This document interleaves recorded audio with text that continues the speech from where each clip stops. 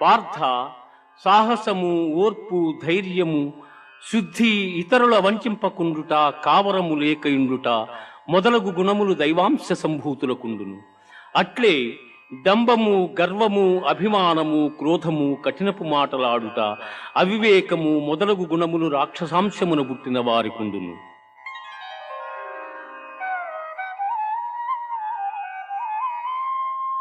త్రివిధం నరకస్యేదం ద్వారం నాశనమాత్మనః కామక్రోధస్తథా లోభః తస్మాదేతత్రయం త్యజేత్. కామక్రోధ లోభములు ఆత్మను నాశనము చేయును. అవి నరక ప్రాప్తికి హేతువులు కావున వానిని వదిలివేయవలెను.